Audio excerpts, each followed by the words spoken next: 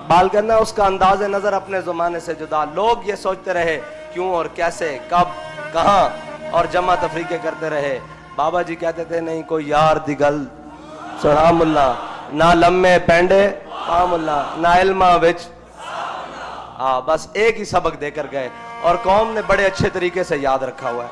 हजरत ख्वाजा शाह सुलेमान तौसवी के पास इसी तरह का मुनकर आया, जिस तरह के आज लगे फिरते हैं ना मुनकर, उनको समझ नहीं आती, बड़ी इतना काम हो चुका फिर भी पूछते हैं जी खत्म नबूवत और नामूस रिसालत क्या है, ये दीन क्या है जो आप कहते हैं कि तख्त पर लाएंगे, ये क्या है जनाब, ये दीन क्या है। उस्ताद फरमाया करते थे ये दीन वो है जो अबू बकर उमर को अपने पीछे चलाता है। ये किसी के पीछे नहीं चलता, इसके पीछे कोई चले तो फिर वो इज्जतें पा जाता है, और जो इसको कमर करे तो फिर ये दीन उसको जलील करके रख देता है। फिर ये उसको जलील करके रख देता है। ये दीन की खासियत है।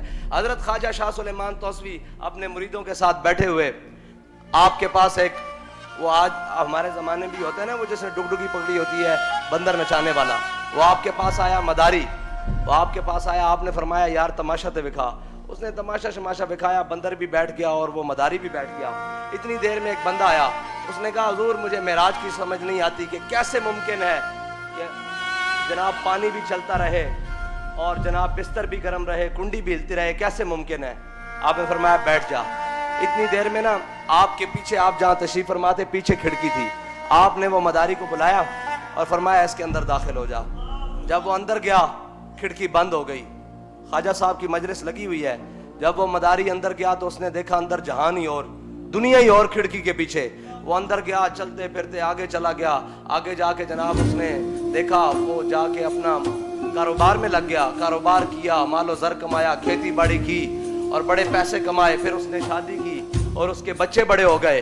फिर जनाब उसने अपने बच्चों की शादियां की, वो फिरता टुरता और जनाब अंदर दुनिया ही पीछे बदल गई। एक दिन अचानक उसका गुजर उसी खिड़की के पास से हुआ। जब उस खिड़की के पास से हुआ तो ख्वाजा साहब ने ना ऐसे हाथ पीछे किया, फरमाया यार जितना तमाशा तूने हमें दिखाया था उससे ज्यादा हमने तुझे दिखा दिया है, वापस आ जा। जब वो वापस खिड़की से बाहर आया तो देखा ख्वाजा साहब की मजलिस इसी तरह लगी हुई और उसी तरह बंदर भी उसी करवट बैठा हुआ। तो आपने फरमाया ये तो हमारे बस में है, तो कोई तसव्वुर ही ना उभरा तेरी तस्वीर के बाद और ज़हन खाली ही रहा कासा साइल की तरह। और ये शान है खिदमतगारों की, सरदार का आलम क्या होगा। ये जो सारे साइंसी तरीकों से मेराज को और जनाब यूरोप की ऐनकें लगा के मेराज को पढ़ते हैं और देखते हैं। उस्ताद साहब फरमाते थे कि जितनी स्पीड में जहाज जाता है उस स्पीड में अगर इंसान का कोई हिस्सा बाहर रह जाए तो या तो वो उड़ जाएगा या वो शल हो जाएगा। अब सुने बुराक की रफ्तार कितनी थी। ये तो जहाज की रफ्तार है ना, बुराक की रफ्तार ये थी कि जहां उसकी पहली नजर पड़ती थी वहां उसका कदम पड़ता था। और ये बुराक की रफ्तार है, नबी की रफ्तार नहीं। वो मकाम आ गया सिदरतुल मुंतहा, नूर बशर के झगड़े वालों के लिए। जहां नूर बशर के झगड़े होते हैं जी, नूर क्या है, कसरे दना के राज में अकलें तो गुम है जैसी हैं, रूहे कुदस से पूछिए तुमने भी कुछ सुना के यूं। सिदरतुल मुंतहा पे जाके हजरत जिब्रील अमीन ने कहा या रसूल अल्लाह बस इससे आगे नहीं। फरमाया जिब्रील तुम जहां कहते रहे मैं तुम्हारे साथ चलता रहा, तुमने जहां कहा मैं गया, अब ये क्या बात हुई कि आगे तुम मेरे साथ क्यों नहीं चलते। अर्ज करने लगे अगर यक्सर मुए बरतर परम फरोगे तजल्ला बसोजत परम। कहा या रसूल अल्लाह इस मकाम तक आज तक जिब्रील नहीं आया, अगर इस मकाम तक आया वो आपकी बरकत से आया है, लेकिन इससे आगे मकाम आपका है। अगर इससे आगे मकाम के लिए जिब्रील ने एक बाल बराबर भी आगे कदम बढ़ाया तो नूर है, नूर से खाक हो जाएगा। तो मेरे आका और मौला ने ऐसे नहीं फरमाया था या अबा बकर लम यारिफनी हकीकत गैर रब्बी। फरमाया अबू बकर मेरी हकीकत को मेरे रब के सिवा कोई नहीं जानता।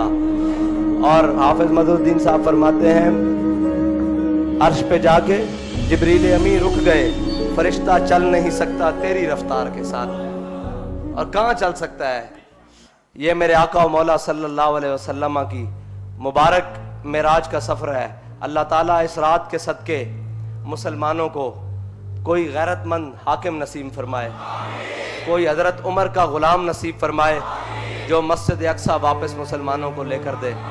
اور کوئی صلاح الدین ایوبی کا غلام نصیب فرمائے کہ سارا عالم کفر ایک طرف ہو اور صلاح الدین ایوبی کا غلام ایک طرف کھڑا ہو کر مسجد اقصیٰ کے اندر جا کر اپنے ہاتھوں سے جھاڑو دے کر اس جگہ پر سجدہ شکر ادا کرے جہاں میرے آقا و مولا صلی اللہ علیہ وسلم جہاں سے معراج کی رات تشریف لے گئے۔ اللہ تعالیٰ مجھے اور آپ کو حضور کی محبت نصیب فرمائے، اور ان راتوں کی برکت سے اللہ تعالیٰ پاکستان اور عوام پاکستان کو اور اہلیانی پاکستان کو برکت نصیب فرمائے، اور اس پاکستان کو تا صبح قیامت قائم و دائم فرمائے، اور اس پر حضور کا دین ہمیں تخت پر لانے کی قوت اور ہمت عطا فرمائے، اور ہمارے قدموں کو ثابت قدمی دے۔